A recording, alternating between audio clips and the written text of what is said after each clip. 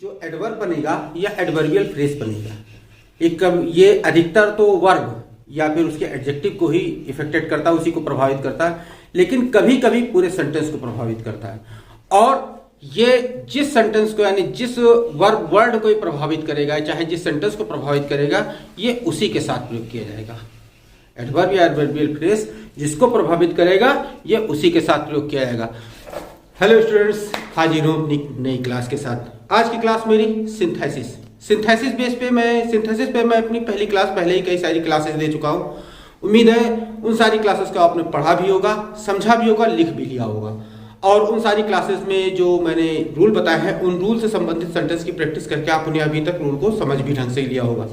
तो आज हम लोग जो शुरू करने वाले हैं वो सिंथेसिस की नेक्स्ट क्लास है, जिसमें हम लोग एडवर्बियल फ्रेज का यूज करके सीखेंगे। तो ज्यादा देर ना करते हुए चले चलते अपनी क्लास की तरफ और देखते हैं कि आज हम लोग कौन कौन सा रूल अपना लेकर आए हैं। तो चले चलते हैं और पहला रूल देखते हैं। पहला रूल हमारे सामने ये आता है कि हम लोग एडजेक्टिव का यूज करके या वर्ब का लोप करके सेंटेंस को बनाना सीखते हैं। कि जो इस रूल के अंतर्गत हम लोगों को मिलेगा कि एडजेक्टिव का यूज या फिर वर्ब का लोप, इस प्रकार से सेंटेंस को हम लोग बनाना सीखेंगे। तो इस प्रकार के सेंटेंस में ज्यादा कुछ होता नहीं है। इसमें आपको बस सेंटेंस के सेंस, दो सिंपल सेंटेंस आपके सामने दिए रहेंगे, उन सिंपल सेंटेंस को पढ़ना है और अपने सेंस के अकॉर्डिंग उन सिंपल सेंटेंस को जोड़ के एक नई मीनिंग तैयार करनी है। तो ऐसे सेंटेंस में हम लोगों को मिलता क्या, दो सिंपल सेंटेंस आपको देखने को मिल जाते हैं और उन दोनों सिंपल सेंटेंस में एक सेंटेंस में आपको नाउन देखने को मिल जाएगा और दूसरे सेंटेंस में उसी नाउन की विशेषता बताई हुई कोई एडजेक्टिव देकर।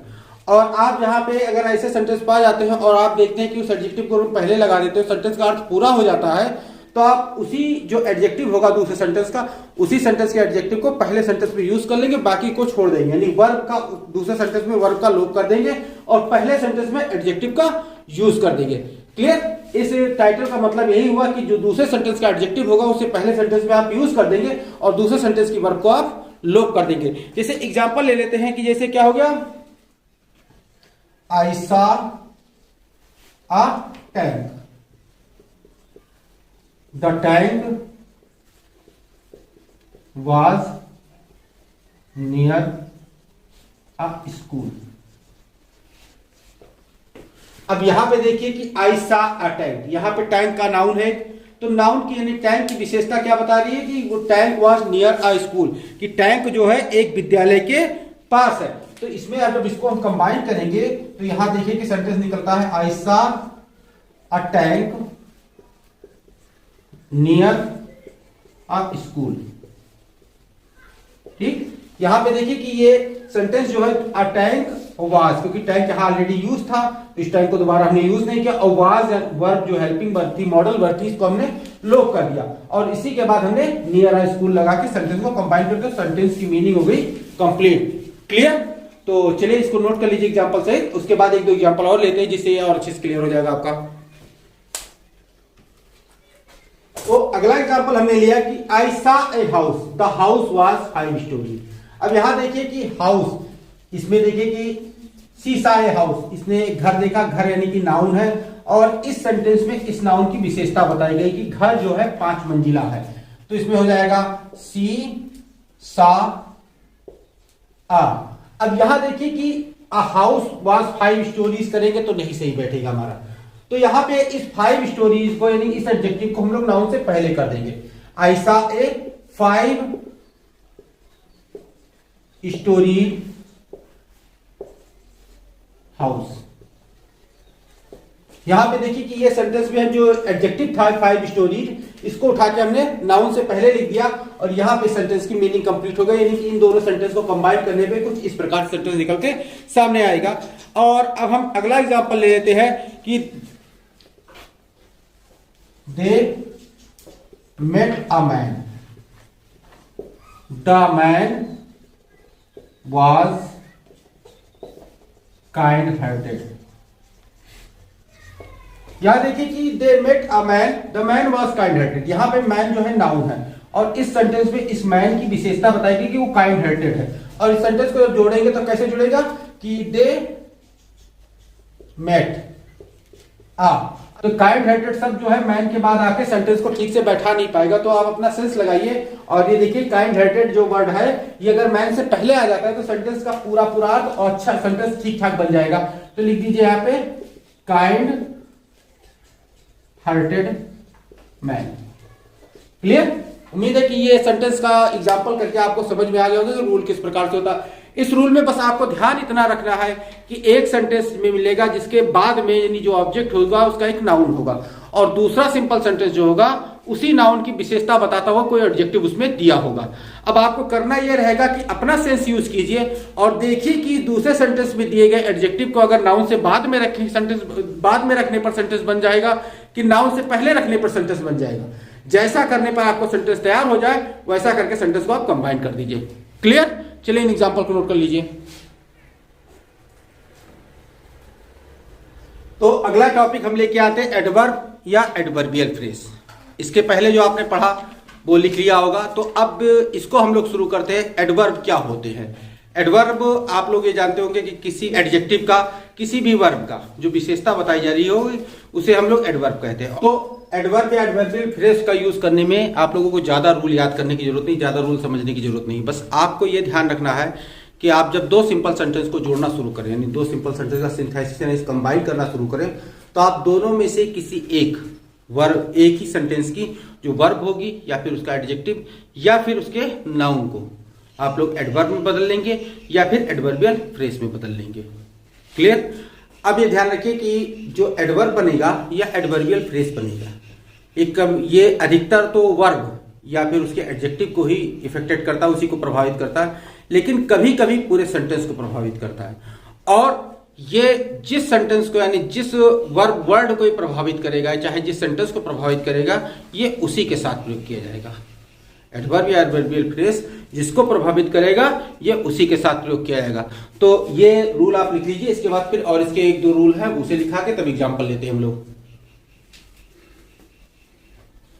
तो यहां देखिए कि एडवर्ब या एडवर्बियल जो अभी बताया है कि ये अधिकतर जिसको प्रभावित करेगा ये उसी के साथ यूज किया जाएगा। अब एडवर्ब का यूज जो हम लोग करते हैं वो हम लोग वर्ब के आसपास ही करते हैं, चाहे उससे पहले कर लें चाहे उसके हम लोग बाद में कर लें। उसका जो यूज करेंगे एडवर्ब का वो हम लोग उसके आसपास ही करेंगे वर्ब के। यानी कि इसको हम लिख देते हैं एडवर्ब का यूज अधिकतर वर्ब के आसपास ही किया जाता है। तो यहां पे देखिए आपको लिखा मिल रहा है कि चाहे यह प्रयोग वर्ब से पूर्व हो या पश्चात हो। अब आ जाते हैं हम लोग एडवर्बियल फ्रेज में। अब एडवर्बियल फ्रेज आपको मैंने जब क्लॉज की क्लास दी थी क्लॉज चैप्टर की तो उसमें मैंने आपको बताया था कि फ्रेज और क्लॉज में अंतर क्या है। क्लॉज अपने आप में एक फिनिट वर्ब लेके आता है और उसका एक सब्जेक्ट भी होता है, लेकिन फ्रेज में ऐसा कुछ नहीं होता। फ्रेज में आपको ना फिनिट वर्ब देखने को मिलेगी, उसके आपको कुछ वर्ड्स का एक सेंटेंस देखने को मिलेगा, छोटे से छोटा सेंटेंस। तो यहाँ पे देखिए कि एडवर्बियल फ्रेज जो होगा उसमें अधिकतर जो हमें मिलेगी एक नाउन मिलती है, अधिकतर नाउन मिलती है और उसके साथ साथ हम लोगों को प्रीपोजिशन का यूज देखने को मिल जाता है। इसे चलिए लिख देते हैं कि एडवर्बियल फ्रेज में प्रीपोजिशन का यूज होता है। ठीक, अधिकतर एक नाउन देखने को मिलता है जिसके साथ प्रीपोजिशन का यूज होता है। जैसे एग्जांपल ले लिया हमने कि इन टाइम समय में, बाय सनसेट। यहां पे देखिए कि बाय सनसेट, सनसेट एक नाउन है, ये बाय प्रीपोजिशन है। यानी कि इसमें देखिए कि अधिकतर आपको नाउन का यूज देखने को मिलेगा और नाउन के साथ एक प्रीपोजिशन लगा हुआ मिलता है। क्लियर? तो चलिए इन रूल को नोट कर लीजिए। अब हम आ जाते हैं अपने एडवर्ब की पहचान को लेके। एडवर्ब की पहचान बहुत ही आसान है। एडवर्ब को पहचानना हो आखिरी में आपको एल वाई लगा मिलेगा, लेकिन अगर एडवर्ब बनाने की बात आती है तो एडवर्ब हमें अधिकतर FULLY फुल्ली या LY लगाकर एडवर्ब बनाया जा सकता है। अधिकतर सेंटेंस में, अधिकतर एडजेक्टिव में हम लोग FULLY फुल्ली या LY लगाकर जो उसका है एडवर्ब बना सकते हैं। जैसे हम लोगों ने ले लिया कि नाइस एक वर्ड ले लिया तो इसको हम लोग नाइसली बना सकते हैं, या फिर ले लिया हमने ट्रुथ ले लिया, एक सत्य, ये नाउन है। नाउन के साथ भी बनाया जा सकता है ट्रुथ, तो इसको हमने कर दिया ट्रुथफुल। ठीक है, अब ये ट्रुथफुल्ली, तो इस प्रकार से आप ये देखेंगे कि ये फुल्ली लगा दीजिए या एलवाई लगा दीजिए, और आपका वहां पे जो वर्ड होगा, जो आपको एडजेक्टिव मिलेगा, अधिकतर एडजेक्टिव को ही हम लोग एडवर्ब बनाते हैं, लेकिन कभी कभी आपको नाउन को भी एडवर्ब बनाने का देखने को मिलता है। कैसे कैसे रूल होते हैं इसकी चर्चा हम किसी अगले वीडियो लेक्चर में करेंगे। अभी फिलहाल ये जान लीजिए कि आप फुल्ली लगा हुआ पाइए, एलवाई लगा हुआ पाइए, तो वहां पे वो वर्ड हमारा एडवर्ब में होगा। क्लियर? तो यहां चीजें आपको उम्मीद में समझ में आ गई होगी। अब चलते हैं अपने एग्जांपल की तरफ, देखते हैं कि एडवर्ब या एडवर्बियल फ्रेज का यूज करके हम सेंटेंस को किस प्रकार से कंबाइन करते हैं। तो यहां देखिए एग्जांपल लिया हमने, the sunset the stars appear. अब इसमें आपको ध्यान रखना है कि थोड़ा सा कॉमन सेंस यूज करना है कि अगर एडवर्ब का यूज करेंगे तो किस सेंटेंस पे हमें ज्यादा प्रभाव देखने को मिलेगा। आप यहां देख लीजिए कि सनसेट के साथ अगर हम एडवर्ब का यूज कर रहे हैं तो ये ज्यादा प्रभाव देखने को मिलता है। तो इसको जब हम कंबाइन करेंगे तो हो जाएगा द स्टार्स अपीयर्ड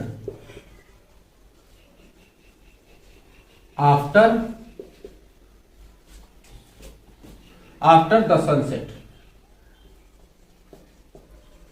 यहां पे देखिए कि आफ्टर द सनसेट ये हमारा एडवर्बियल फ्रेज है, इसका हमने पूरा इसमें यूज कर दिया आफ्टर लगा के।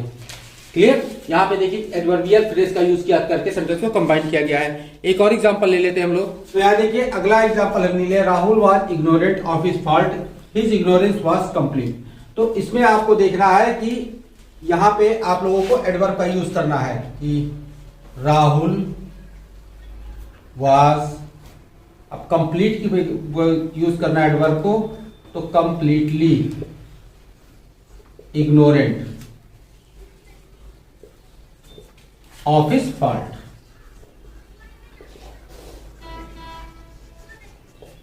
क्लियर? कि Rahul was completely ignorant of his fault. यहां कंप्लीटली एडवर्ब का यूज करके सेंटेंस को हम लोगों ने कंबाइन कर लिया। क्लियर? तो चलिए इन एग्जांपल को नोट कर लीजिए। तो अगला एक एग्जांपल लिया हमने कि I accept your statement, I do it without reserve. अब यहां पे क्या हो जाएगा, आई एक्सेप्ट योर स्टेटमेंट, अब आई डू इट विदाउट रिजर्व, तो यहां पे विदाउट रिजर्व को हम लोग अनरिजर्व कर देते हैं और इसी को हम लोग एडवर्ब बना लेते हैं। तो यहां पे लगा दिया और ये हो गया I accept your statement unreservedly. Clear? तो चलिए एग्जांपल को नोट कर लीजिए और फिर हम लोग अपने अगले नियम की तरफ चलते हैं, जिसमें आपको देखेंगे कि आप लोग यहाँ पे कंजक्शन या प्रीपोजिशन का यूज किस प्रकार से करेंगे। तो अब हम अपने अगले टॉपिक की तरफ आ जाते हैं। जैसा मैंने आपको पहले ही बता दिया था कि जो एडजेक्टिव का यूज या वर्ब का लोप करना, उसमें ज्यादा कुछ रूल है नहीं, उसमें बस उतना ही रूल था जिसके अंतर्गत मैंने आपको एग्जाम्पल करवा दिए, तो वो रूल आपकी समझ में आ गया होगा। अब उसके बाद हम अगला टॉपिक लेके आते हैं, कंजक्शन या प्रीपोजिशन, इसका यूज करना है। तो ये भी बहुत छोटा सा ही टॉपिक है, इसमें भी बहुत ज्यादा रूल नहीं है। इसमें बस ये करना है कि हमको एंड या विद से जोड़ के सेंटेंस को कंबाइन कर देना है, और इसमें भी आपको अपना सेंस ही यूज करना पड़ेगा। इतना सारा जो सिंथेसिस पढ़ लिया, सेंटेंस को कंबाइन करना सीख लिया है, तो इसमें भी आपको अपने सेंस का ही यूज करके सेंटेंस को कंबाइन करना पड़ेगा। बस ध्यान इतना रखना पड़ेगा कि आपको सेंटेंस कंबाइन करते समय एंड लगाना है कि विद लगाना है। तो चलिए देखते हैं कि इसके एग्जाम्पल किस प्रकार से आते हैं। तो ऐसे सेंटेंस में बस आपको क्या करना रहेगा, एंड, कंजक्शन या विद प्रीपोजिशन का यूज करके सेंटेंस को कंबाइन करना है। जैसे एग्जांपल लिया मैंने कि I passed the examination, my brother also passed the examination. अब यहां आप देखिए कि सेंटेंस को देखते ही जान गए कि अगर एक ही बार पास्ड द एग्जामिनेशन लिखा जाए तो सही रहेगा। अब आपको कंबाइन क्या करना है, आई और माय ब्रदर, इन दोनों को कंबाइन करना है। अब यहां देख लीजिए आई क्या है हमारे पास, ये फर्स्ट पर्सन नाउन है, और माय ब्रदर क्या है, थर्ड पर्सन नाउन है। तो आपको first person, third person, second person को अगर एक साथ लिखना पड़े तो ऑर्डर क्या होगा, ये आपको मैं पहले ही बता चुका हूं। मेरा एक वीडियो लेक्चर आ चुका है जिसमें मैंने बताया है कि जो पर्सनल प्रोनाउन के पर्सन होते हैं उनको किस ऑर्डर में रखा जाए। अगर एक साथ तीनों पर्सन के प्रोनाउन आ जाए या एक साथ कोई दो पर्सन के प्रोनाउन आ जाए तो उनको किस प्रकार से रखा जाए, तो वो उसमें मैंने आपको ऑलरेडी बता रखा है। इसमें आपको बस करना यह है कि पहले थर्ड पर्सन का प्रोनाउन फिर फर्स्ट पर्सन का प्रोनाउन एंड से जोड़ देना है, नहीं कि लिखना है माय ब्रदर एंड आई। अब उसके बाद बस एक ही बार पास द एग्जामिनेशन लगा दीजिए, सेंटेंस पूरा हो जाएगा। My brother and I passed the examination. Clear? यहां पे देखिए खाली इतना ही आपने जोड़ा और बाकी सेंटेंस में आपका आधा सेंटेंस आपके सेंस के अकॉर्डिंग हो गया होगा कि पास द एग्जामिनेशन इस सेंटेंस में भी था और पास द एग्जामिनेशन इस सेंटेंस में भी था, तो एक ही बार इसका मैंने यूज किया, बस जोड़ने का काम माय ब्रदर एंड आई के बीच में किया गया। क्लियर? तो इस एग्जांपल को नोट कर लीजिए, उसके बाद एक दो एग्जांपल और लेते हैं जिससे और अच्छे से क्लियर हो जाएगा आपका। तो चलिए अगला एग्जांपल ले लेते हैं। अगला एग्जांपल है आई सॉ एन एलिफेंट, उसके बाद आई सॉ अ टाइगर। यहां पे आप सेंटेंस पढ़ते ही समझ गए होंगे कि किसको जोड़ना है आपको। बस आई सा दो बार आए, मतलब इसको हमें एक ही बार का यूज करना है। अब करना जोड़ना क्या है, एन एलिफेंट और अ टाइगर, इन दोनों सेंटेंसेस को हमें, इन दोनों वर्ड्स को हमें जोड़ना है। इन दोनों वर्ड्स को जोड़ने के लिए हम लोग कंजक्शन का यूज करना पड़ेगा। जैसे हो जाएगा आई सा an elephant and a tiger. Clear? यहां पे आपको सेंटेंस पढ़े, सेंटेंस के अकॉर्डिंग आपको समझ में आ गया कि किसको किसको जोड़ना है। आयशा दो बार आया था, इसी को एक बार हमने यूज किया और जोड़ने का an elephant and a tiger के बीच में कर लिया, सेंटेंस हमारा जुड़ गया। क्लियर? अगला एग्जांपल लेते हैं, the sweeper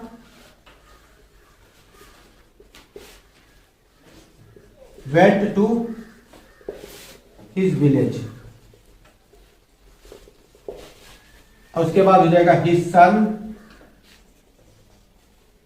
also went with him.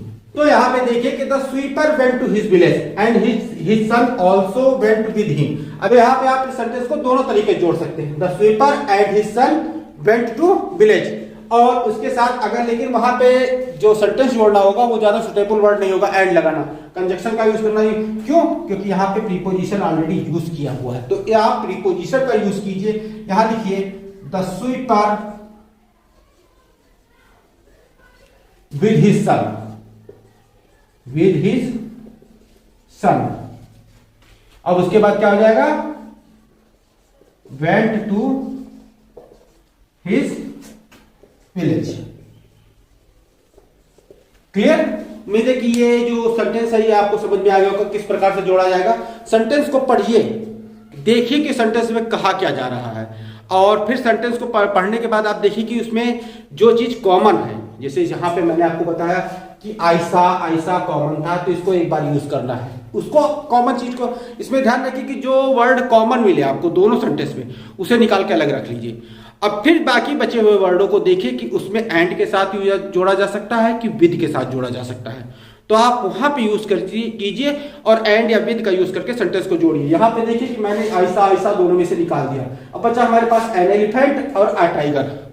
अब इसको हम लोग एंड का यूज करके आराम से जोड़ सकते हैं।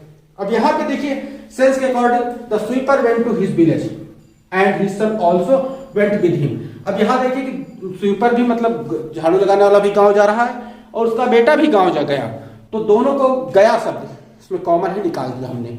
अब यहाँ पे कुछ एक्स्ट्रा वर्ड थे, उन्हें हटा दिया गया। अब यहाँ पे प्रीपोजिशन में दिख रहा था, तो प्रीपोजिशन का यूज हमने स्वीपर के साथ कर दिया और हिम स्वीपर के लिए ही यूज किया गया था, इसलिए हिम को भी हमने हटा दिया और विद का यूज करके हिज सन लगाया। तो स्वीपर विद हिज सन, उसके बाद वेंट कॉमन था, उसे एक बार यूज कर लिया, टू हिज विलेज, ये कंपल्सरी वर्ड था, इसे लगा दिया। क्लियर? उम्मीद है ये चीज जोड़ना आपको समझ में आ गया होगा। चलिए इसे नोट कर लीजिए।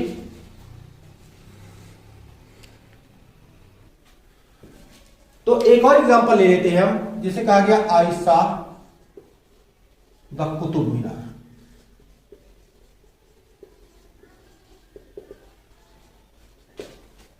I saw the red fort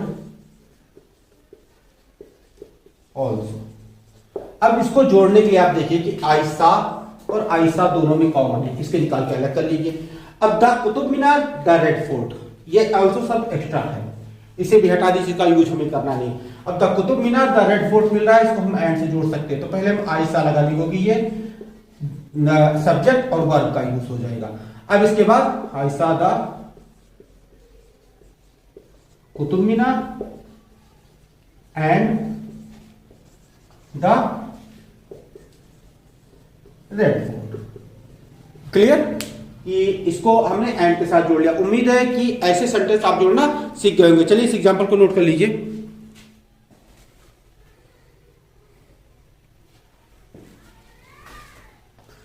तो स्टूडेंट्स, इसी के साथ आज का वीडियो लेक्चर समाप्त किया जाता है। उम्मीद है इस वीडियो लेक्चर में मैंने जो एडजेक्टिव का यूज करना या वर्ब का लोप करना या प्रीपोजिशन का यूज करना, कंजक्शन का यूज करके सेंटेंस को कंबाइन करना सिखाया है, आपने सीख लिया होगा। और इससे पहले मेरे सिंथेसिस के जितने भी वीडियो लेक्चर आए हैं उन्हें भी आपने नोट कर लिया होगा। अगर नहीं आप देखें उस वीडियो लेक्चर को तो ऊपर आई बटन पे उस वीडियो को मैं लिंक कर दूंगा, उसका प्लेलिस्ट पूरी लिंक कर दूंगा, वहां जाके आप उसे देख सकते हैं। और साथ ही साथ इस वीडियो के एंड स्क्रीन पे भी उसकी प्लेलिस्ट को मैं लिंक कर दूंगा।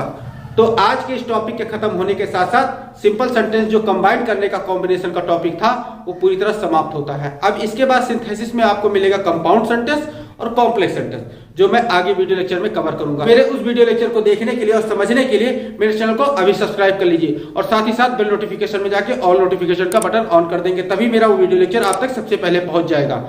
और यदि वीडियो अच्छा लगा हो तो जम के लाइक कीजिए और खूब ज्यादा शेयर कीजिए, इससे मेरा मोटिवेशन भी हाई हो और मैं आपके लिए अच्छे अच्छे वीडियो लेक्चर लेकर आ सकूं। तो मिलते हैं अपने नेक्स्ट वीडियो लेक्चर में। Till then stay tuned with our channel, keep watching, keep learning, take care, thank you and bye.